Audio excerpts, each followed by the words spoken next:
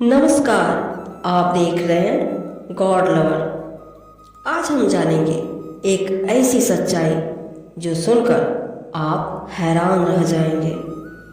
संत कबीरदास जी के जीवन की तरह उनकी मृत्यु भी रहस्यमयी थी, लेकिन असली चमत्कार तो उनकी मृत्यु के बाद हुआ।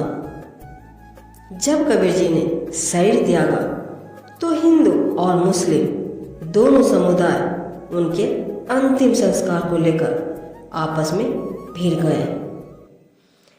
कबीरदास जी का अंतिम समय मगहर नामक स्थान पर आया। कहा जाता है कि उस समय एक अंधविश्वास था, जो काशी शहर में मरता है उसे मोक्ष मिलता है और जो मगहर में मरता है उसे नरक। लेकिन कबीर जी ने इस अंधविश्वास को तोड़ने के लिए जानबूझकर मगहर को चुना। उन्होंने साबित किया मोक्ष जगह से नहीं, कर्म और भक्ति से मिलता है।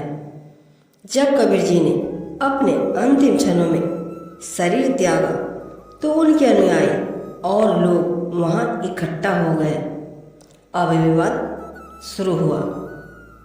हिंदू कहते थे कबीर हमारे संत हैं, हम उनका अंतिम संस्कार हिंदू रीति से करेंगे। वहीं मुस्लिम कहते थे नहीं, कबीर हमारे हैं, हम उन्हें दफनाएंगे। स्थिति इतनी गंभीर हो गई कि लड़ाई होने लगी। तभी किसी ने कहा क्यों न चादर हटाकर देखा जाए और फैसला किया जाए। जब सब ने मिलकर कबीर जी के शरीर पर से चादर हटाई तो सब हैरान रह गए। वहाँ शरीर नहीं था, सिर्फ फूल पड़े थे। यह कोई साधारण घटना नहीं थी, यह कबीर जी का अंतिम संदेश था।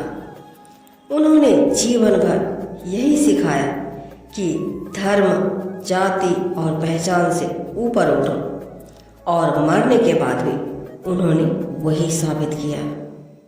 न हिंदू सही थे न मुस्लिम, सही था तो केवल सत्य और प्रेम। फूलों को देखकर दोनों समुदाय शांत हो गए। फिर उन्होंने आपस में फूल बांट लिए। कुछ फूलों को बांट लिए। यही कारण है कि आज भी मगहर में कबीर जी की समाधि और मजार दोनों मौजूद हैं। कबीर जी ने अपने जीवन से और अपनी मृत्यु से भी हमें एक ही बात सिखाई, ईश्वर एक है।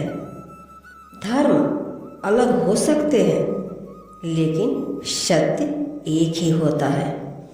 उन्होंने कहा मुँह को कहाँ ढूंढे रे बंदे, मैं तो तेरे पास में, यानी भगवान बाहर नहीं तुम्हारे भीतर है। दोस्तों, कबीर जी की यह कहानी सिर्फ इतिहास नहीं है, यह एक संदेश है कि हमें धर्म के नाम पर नहीं, प्रेम और सच्चाई के रास्ते पर चलना चाहिए। अगर आपको यह कहानी दिल को छू गई हो तो वीडियो को लाइक करें, चैनल गॉड लवर को सब्सक्राइब करें और कमेंट में लिखें सत्य ही ईश्वर है। धन्यवाद।